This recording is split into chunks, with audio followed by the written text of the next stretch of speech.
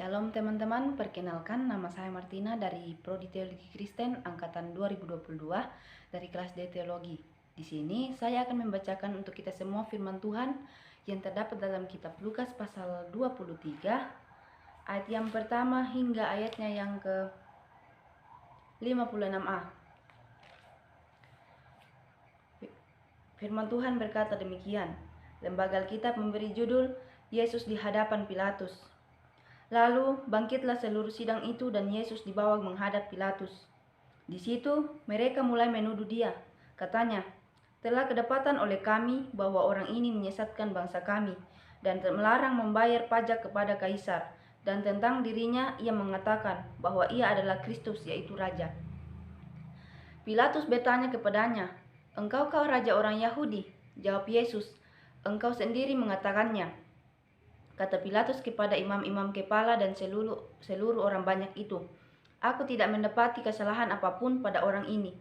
Tetapi mereka makin kuat mendesak, katanya, "Ia menghasut rakyat dengan ajarannya di seluruh Yudea.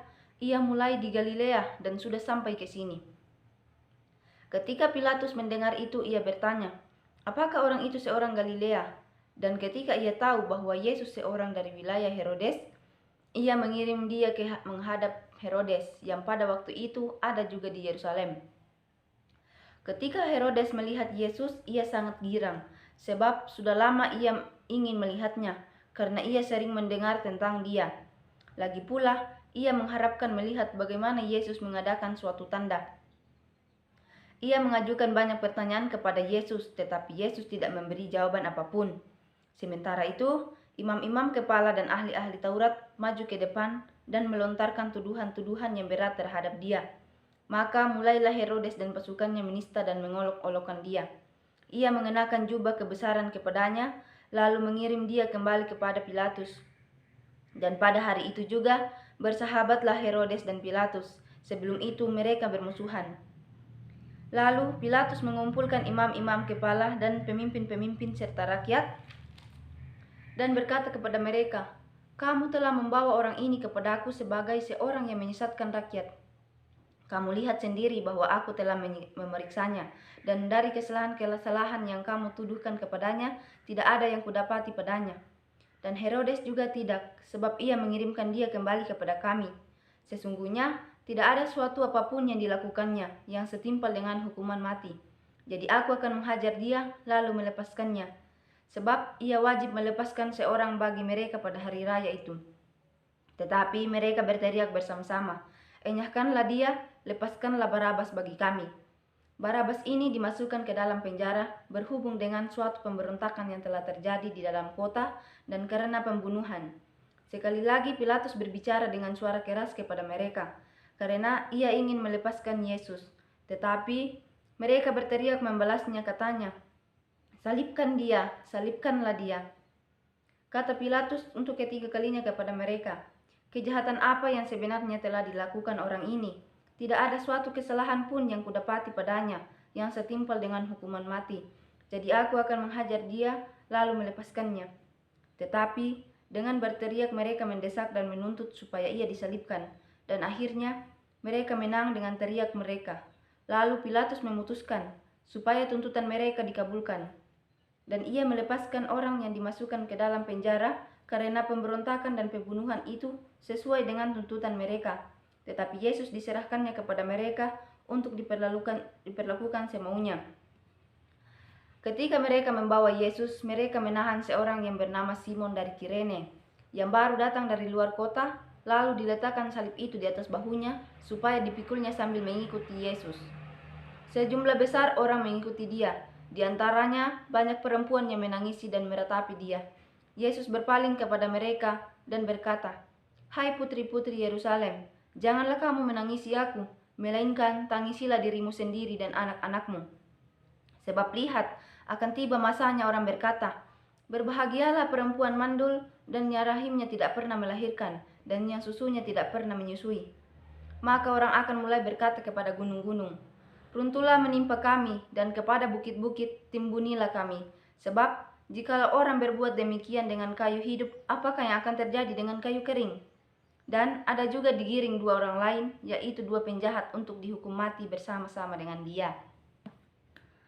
Ketika mereka sampai di tempat yang bernama Tengkorak, mereka menyelipkan Yesus di situ, dan juga kedua orang penjahat itu, yang seorang di sebelah kanannya dan yang lain di sebelah kirinya. Yesus berkata, "Ya Bapa, ampunilah mereka, sebab mereka tidak tahu apa yang mereka perbuat." Dan mereka membuang undi untuk membagi pakaiannya. Orang banyak berdiri di situ dan melihat semuanya. Pemimpin-pemimpin mengejek dia, katanya, "Orang lain ia selamatkan, biarlah sekarang ia menyelamatkan dirinya sendiri, jika ia adalah Mesias, orang yang dipilih Allah." Juga prajurit-prajurit mengolok-olokkan dia. Mereka mengunjukkan anggur asam kepadanya dan berkata, "Jika engkau adalah raja orang Yahudi, selamatkanlah dirimu." Ada juga tulisan di atas kepalanya, "Inilah raja orang Yahudi." Seorang dari penjahat yang digantung itu menghujat dia, katanya, "Bukankah engkau adalah Kristus? Selamatkanlah dirimu dan kami." Tetapi yang seorang menegur dia, katanya, "Tidakkah engkau takut juga tidak kepada Allah, sedang engkau menerima hukuman yang sama? Kita memang selayaknya dihukum, sebab kita menerima balasan yang setimpal dengan perbuatan kita. Tetapi orang ini tidak berbuat sesuatu yang salah."